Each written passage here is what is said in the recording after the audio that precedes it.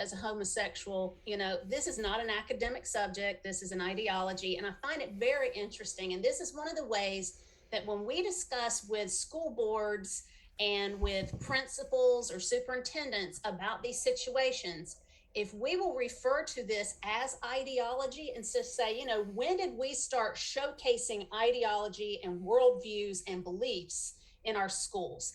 This is how you stay out of the weeds without getting canceled. The teacher himself brings ideology into it, and he says his dad pressed his ideology on him. And so here he is now, and you have the perfect setup. He is pressing his ideology on our students, which is unacceptable. All right, so on the next, there we go. Here is the lesson that came after this. So they give you a prompt, and then what they give you is a box to just type in a little essay response. So let's just read this. In order to build understanding and respect toward LGBTQ people and related issues in your school and community, it is important to be educated on the history of it and be exposed to viewpoints that will expand your own. The first step is becoming clear and confident about who you are personally. Then you will become more open-minded and accepting of who other people are. It is normal to sometimes be critical or judgmental of others who do not think or act like we do. However, this is a mindset that can be unlearned and improved. The goal is to achieve a safe and inclusive environment for everyone to be comfortable being their authentic selves. So here is the situation where a student is placed in a conundrum, or psychologically, the term is double bind, where they have two competing authority figures that give them two different directives for this life. If their parents are raising them according to traditional values, and their sexuality and their gender and many other things are considered as sacred, this undermines the way that parent's rights are established to raise their child. And this should not happen in a public school system. So this is where this becomes very problematic. And not only that, it's abusive. Here's another one. And again, call to action assignment. Find someone who from the outside appears to be completely different from you. If you are in a classroom, find someone around you. If you are working independently, do some online research about a public figure or well-known individual you would not typically think you could relate to. Then do your best to collect answers to the questions below about the person you chose. Now, it is great to build relationships. It's great to learn about people from different backgrounds and everything. But it all depends on what teacher you have at the helm and what they're trying to route these children in through. If they're trying to talk about the equity and gender identity and all of these kinds of things, it always is going to depend on what teacher is there in front. So, too, what are these students going to come up with as far as, these questions go? What are you passionate about? Do you know where this passion came from? Or have you always just gravitated toward it? If you have to make a list, what are the 3 best things about yourself? Some of these are good things to do, except when this comes into a term or a discussion about sexuality. This could be problematic. So I don't know, we have to kind of consider how it's just something that needs a lot more communication between parents and it's something that's going to need a lot of communication between parents and between the schools in order to have even a trust to do this, because this is more of a mental health kind of a thing than it is an academic thing. So, all right, so here's another one. Here's an equity lesson. And there's all kind of videos, and I wish that I could have shared more of them with you, but it's just very time consuming. So this is introducing potential worldviews without parental consent. So let's just read the paragraph. Our perception of social equity and culture may be very different from the person sitting next to us because we all have different experiences. Assuming that our own experiences and outlook on the world are the same for everyone creates wide divides and keeps us further away from reaching a unified, inclusive world. The best way to gain a better and more informed perspective is to ask questions and build relationships with people who have different realities from you. For this call to action assignment, seek out someone who appears to be very different from you, letting all stereotypes, prejudices, and preconceived ideas go. Ask that person what their experiences are like at school, at home, in the community, and in society. Ask them what things they feel could be changed to make it a better culture to live in for everyone. Share your thoughts and opinions with each other based on your individual experiences, and compare how and why our realities can be so different for each person, and write your reflections in the box. You know, guys, this sounds like something you might want to do in an after-school program or at a church or somewhere like that. This is non-academic, and there is the potential to introduce worldview. I believe in relationship building. I believe in it a lot. But this particular approach, again, it just depends on who's teaching, who's leading, and also where is academics coming into play with this. So it just all depends on time management and everything else. Here's another one. This is on anti-racism. Now look where these circles are. This is sending these students about implicit biases, attitudes, stereotypes, that we hold involuntarily. Okay, so I get it. They're sending them to Harvard University to do a project implicit bias test. And when you go into the Harvard University to do that for yourself, it's going to give you your own results, and they're collecting data on your kid at Harvard. So that's another avenue of issue. And see, every one of these questions your kid is answering, they are collecting data on every bit of it. Here's another one, another diversity one. There is diversity around us almost all the time, and as a result, we're all responsible for fostering an inclusive environment for all people. Feeling included and accepted allows everyone to be their true selves and share their thoughts and experiences so others can learn from them. For this call to action assignment, form a group with at least 3 other people and take turns answering questions below. If a group is not available, write about what you would say if you could discuss the questions with others. So are they going to open up talking about someone else here? This activity is intended to allow participants to introduce their identity and dismiss any stereotypes about them they do not identify with. So here's opening the box to identity discussion. Here's the next one. There, when you're looking at, I am this, but I am not that. This is, opening up the door to discussions. And not only that, I know when I hear from people like Bernadette Broyles, and when I hear from Joel Thornton, and they're talking about, and Mary McAllister, when they're talking about the social contagion, these kind of discussions build the social contagion with the sexuality issues of transgenderism, homosexuality, and so forth.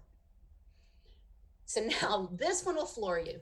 This is the wrap up on equity, inclusion, and diversity. Look at this last thing. They're talking about written reflection, a lot of different things about millennials and everything. The very last thing, it just grabbed me. It says, how do you think education plays a role in opinions and viewpoints? If the newest generation is on track to become the best educated generation yet, how do you think the world will change in the future as a result? I don't know if you've looked at this lately, but this is our national report card. We do not have the best educated generation yet. This is brainwashing these kids to make them think that they have everything they need. And that is not true. Another, for this call to action assignment, find a trusted friend and talk to them about an experience you have had related to either bodily, emotional, relational, parental or caregiver, or sexual safety. Within comfortable limits, be honest, open, and descriptive of what this situation was like and how it made you feel. Did you experience any off or uncomfortable feelings or thoughts? Did you recognize that those reactions were acting as signals to let you know it was misaligned with your personal safety? When this information belongs between a psychiatrist Hello, and a student, So we definitely have a lot of information to look at when as we're going through all of these kinds of lessons, guys. um when you get into your own community and you pull open records and you find something like this, I would think that I know as a parent, if my child was asked these kind of questions, that's just far too much information, far too much, too personal. All right, so now here we are back with Elijah Proge, and this particular young man, bless his heart. If this is the case for Elijah, if he is a homosexual recipient partner, he would factually represent the highest risk on the spectrum for HIV/AIDS. Listen to what he tells these students, because this is probably the most dangerous comprehensive sex education reel that I've ever heard.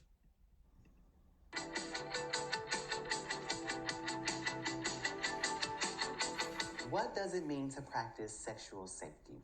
Well, first, I want to start by saying that I understand that at some point in time in life, maybe you will have a sexual experience, but it's important to be safe. There are so many things in this world that can occur to you from having unsafe sex. So I want you to really pay attention to what I'm going to say. First, make sure you get consent. Every single time requires consent. No means no. If someone doesn't seem like they want to, if someone doesn't seem like they're in their right mind, if someone's body language is not telling you that they want to, that means no. For sure, yes, every time is the green light to even practice sexual safety. That's first. Second, there are different contraceptives that help in practicing safe sex. The first one is birth control. Birth control is helpful in preventing pregnancy. That is all that birth control is helpful for doing. You cannot take birth control and expect not to have or get any STIs or STDs. That is not the right contraceptive for that. The ideal contraceptive to use to practice sexual safety is condoms. Condoms are 99% of the time going to protect you from certain STIs, STDs, and pregnancies. However, what a lot of people don't understand is there are a lot of STIs that you can still get when using a condom still. The first one being HPV. HPV is an STI that is transmitted through skin contact. So simply rubbing up against someone's bare skin can transmit HPV. Although abstinence is the for sure way to 100% abstain from STIs, STDs, and pregnancies, it's not always the most realistic answer. And so that's why it's important to practice safe sex. If you are sexually active and you need to see a doctor for testing or to get contraceptives such as birth control or condoms, you don't have to necessarily have your parents' permission to speak to your doctor about these things. Your doctor can give you insight that your parents cannot give you.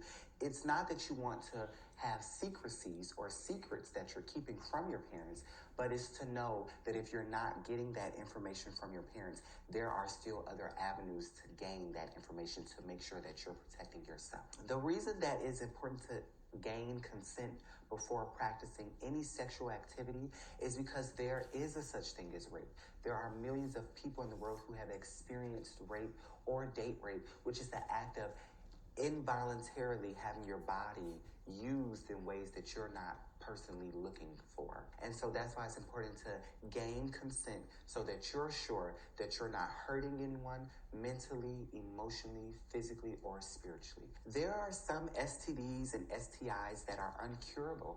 There are some STDs and STIs and diseases that you may get from not practicing safe sex that will stick with you for the rest of your life, that you will have to take medication for. There are some STIs and STDs that unfortunately kill people because they are so toxic to your body and your healthy blood cells. I challenge you to look up how important it is to practice safe sex and to also look up different STIs or STDs that you could realistically get from not practicing sexual safety.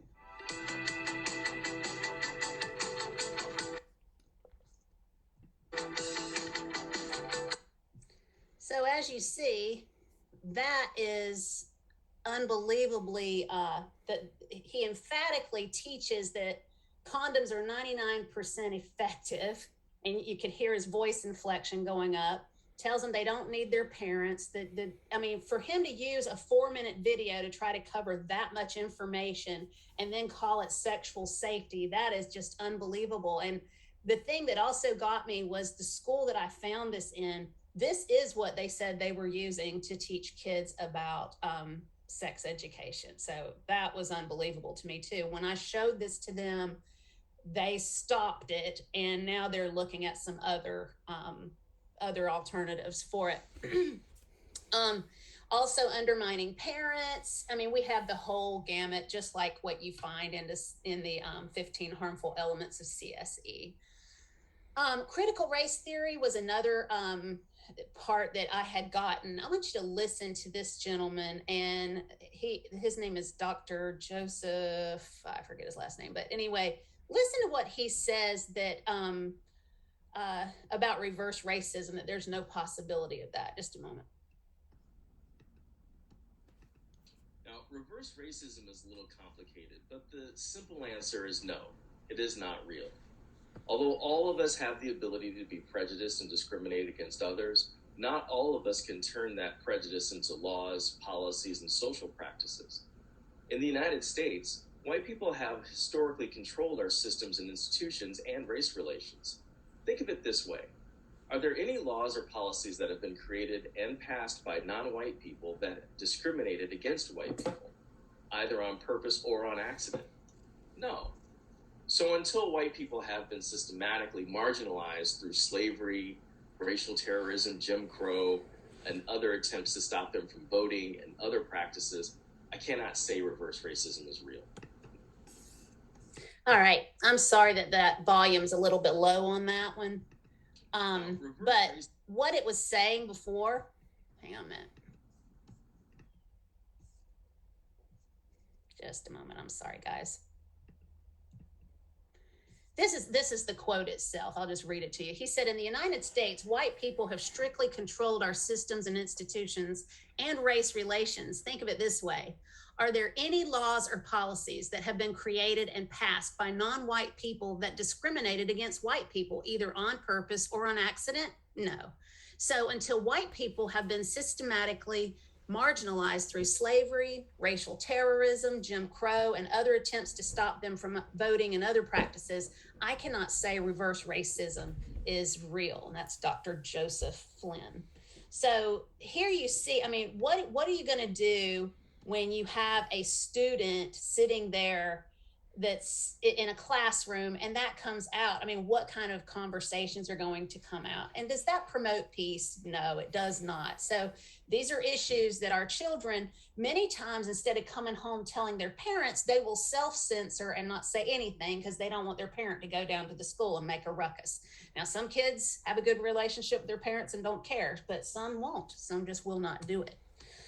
All right, here's another one that we went through, and I only have a few more left here, but this is Second Steps.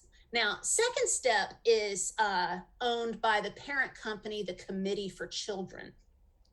Now, the Committee for Children, they have a lot of interesting dynamic to their organization. There is a large presence of LGBTQ leadership in this company. And if you want to look up the Committee for Children and look up Andrea Levenhill, you can find all kind of information on her Twitter account.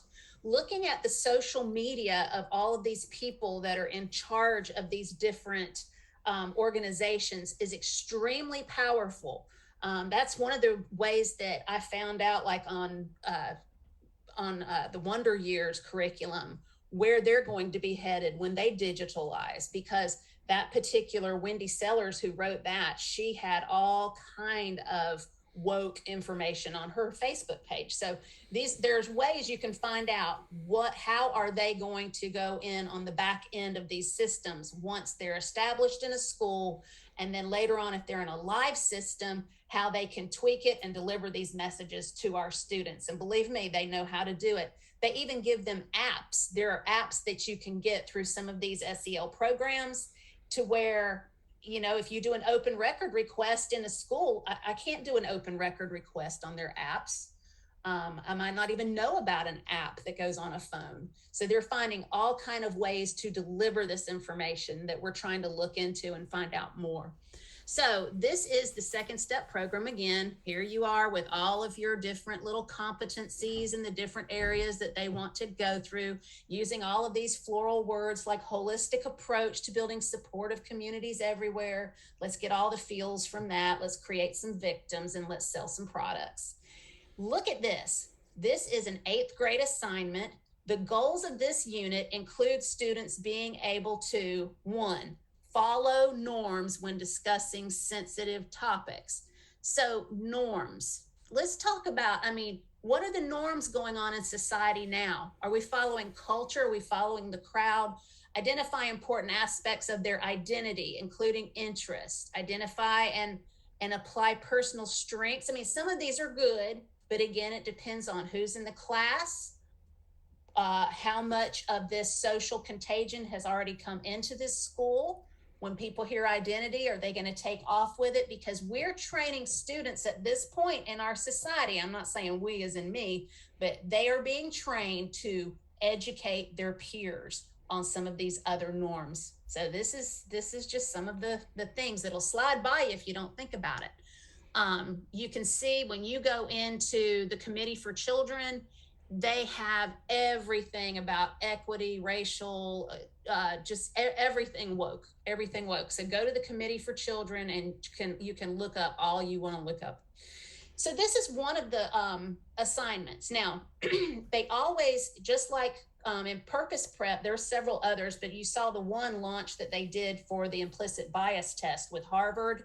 Well, these are 2 websites that Second Step sent the kids to in a bullying type of a handout here.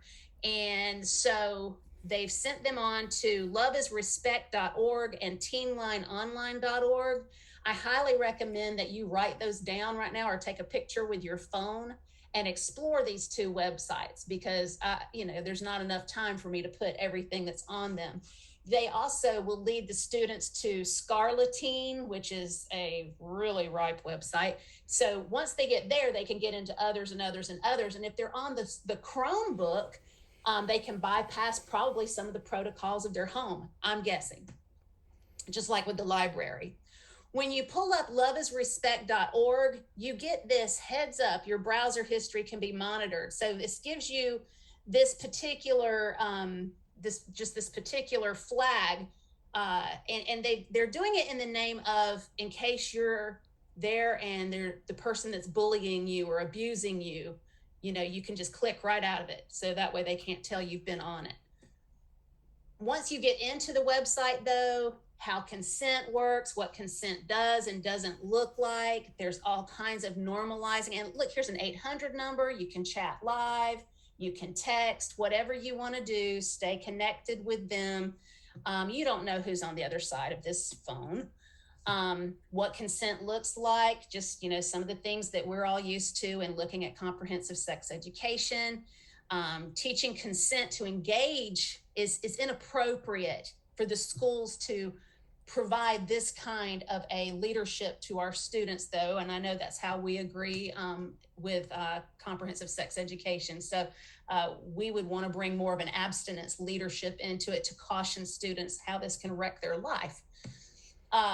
You will notice all of these same-sex relationships, speaking about the spectrum, gender identity. Here's 2 girls. Sex can be an important part of your relationship right there on these websites that they've sent them to. Deciding when, where, and how to have sex is a decision only you should make, promoting their sexual rights, just encouraging them to do what they want to do there. Here's another one about sexual orientation. They're teaching them about that. Teaching your gender identity is your sense of yourself as a man, woman, both or neither. So they're introducing all of these concepts into these kids. Now, Teen Line Online, that's a very interesting setup they have. They're saying that these kids that are suicidal, that need help or whatever, they can call in and they get to talk with a teenager. And in the background, there's a psychologist there that's actually helping the teenagers answer the other teenagers on the phones to help eliminate suicide. That's their whole get up. So you can look through that all you want. Here is their Facebook page. Teen Line is proud to support the transgender and non-binary community. All of this, look up their social media. They will tell you. So this is the leader of Committee for Children, Andrea Lovenhill. She is featured in several videos you can look up from her website. They do a pride video where there's a large component of their leadership that live in the LGBTQ lifestyle. And that is something, I believe I shared it on Mobilize earlier in the year in June. But look up, all you got to do is YouTube Pride Video, Committee for Children, and you can see exactly where they come from and how they're leading this organization. This is her same-sex marriage. Worldview is everything. They teach mantra. There's all kind of different things that they are teaching throughout these. This is in several of these lessons. I haven't even begun to get in on all of that because I've pretty much hit just the main sexuality and the CRT aspects of it. But there are spiritual concepts that are coming through with our students. Here is Brain Pop, teaching about Harvey Milk, teaching about BLM, LGBTQ. You can go on YouTube and you can just get all kind of Brain Pop information. Just look up Brain Pop LGBTQ on YouTube and you can get all that you want to get. So I wanted to give you guys just a couple of minutes to, just give me a couple of ideas of questions, because we have to understand that with these particular lessons, what you've just seen today, and I know I burned through it really quick, but it's all about the data. They want data on your kids. Remember, they want to replace the parenting voice for your child. They want these kids to come to school more hours a day than they currently do. That's what they want in the future. And that, this data, we have no idea where it's going to take them, but this is a bunch of information that they want to take us into probably more of a socialistic, totalitarian approach. But it's all about data, and we just really need to think about how to present this to our leadership in our communities. We need to go in and get live examples of what's being taught and bring it to the school board meetings. Just